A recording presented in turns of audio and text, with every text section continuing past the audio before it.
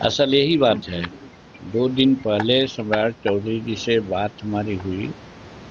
22 तारीख को माननीय प्रधानमंत्री जी का गया विजिट तय हो गया है। बात चल रही थी कि बेला में उनका स्मरण होना चाहिए या वजीगंज में होना चाहिए या गया में कहाँ। इस पर चर्चाएं हुई थी। हम लोगों ने यही सुझाव दिया था कि बेला भी उपयुक्त नहीं है, वजीरगंज भी उपयुक्त नहीं है। मगध यूनिवर्सिटी का ग्राउंड करीब करीब 62-63 एकड़ जमीन वहाँ पर है और चारों बगल से उसका आने जाने का रास्ता है। इस वजह से 3-4 लाख की भीड़ होगी तो उसको निकलने में कोई दिक्कत नहीं होगी। इसलिए मगध यूनिवर्सिटी ही अच्छा रहेगा। और आज उनके आने के पहले हमने वो जो अध्यक्ष हैं प्रांतीय हमारे भाजपा के, उनसे भी हमारी बात हुई। उन्होंने कहा कि हम सम्राट जी से बात कर रहे हैं और इसी पर सम्राट जी ने कहा कि हम कहाँ हैं, तो हमने बताया कि हमको पटना गया में ही, पटना में ही है। तो उन्होंने कहा कि हम आते हैं, मिलते हैं। आए, मिले, बात तय हो गई कि हम लोग अभी कोई प्रोग्राम वहाँ से आया नहीं है प्रधानमंत्री जी का, इसीलिए किस जगह का कन्फर्मेशन नहीं हुआ था। आज वो कन्फर्मेशन भेज रहे हैं कि हाँ, मगध यूनिवर्सिटी में 62 एकड़ जमीन है और सूखी जमीन है। वहाँ पर चाहे तो वर्षा का मामला हो तो या आवागमन का मामला हो तो, गाड़ियों का रख रखाव का मामला हो, हर तरह से उपयुक्त है, सुरक्षा के दृष्टिकोण से उपयुक्त है। इसलिए होगा, आज वो कन्वे करेंगे।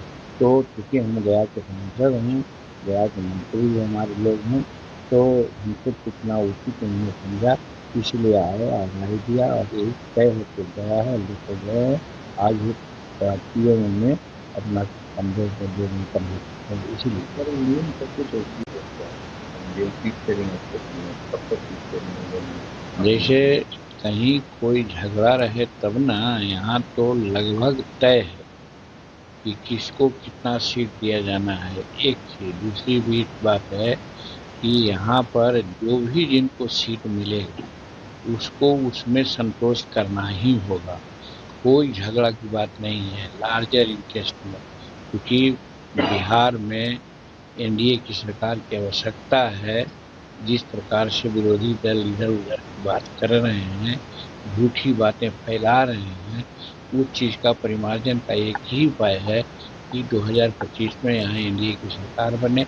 इसलिए एनडीए के जितने भी पार्टनर हैं हर हालत में अनुशासित रहेंगे और जो भी सीट मिलना है उससे संतुष्ट रहेंगे। इसीलिए यहाँ सीट की कोई लड़ाई नहीं है।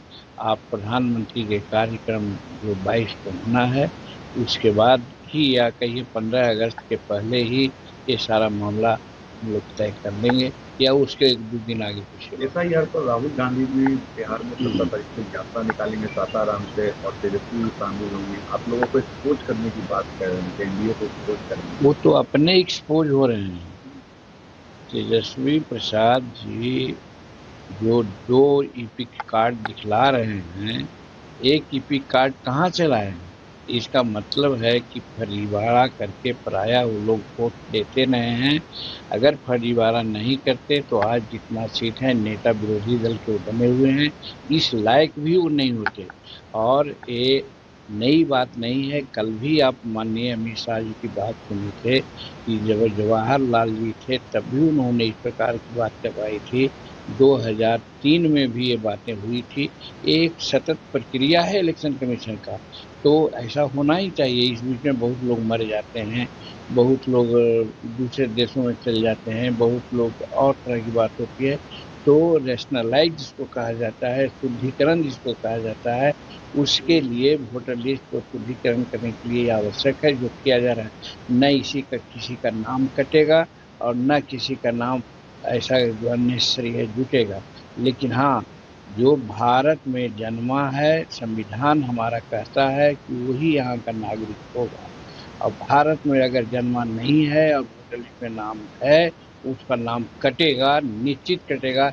इसमें हजार माने वो लोग हाय तब्बा करें, कोई फर्क नहीं पड़ता है। संविधान की दुहाई करने वालों को संविधान की ही आयत को पढ़ना चाहिए कि जो भारत में जन्मा है वही भारत का नागरिक हो। अगर आप ये वीडियो YouTube पर देख रहे हैं तो हमारे चैनल को सब्सक्राइब कर बेल आइकन दबाएं और Facebook पर देख रहे हैं तो हमारे पेज को लाइक करें।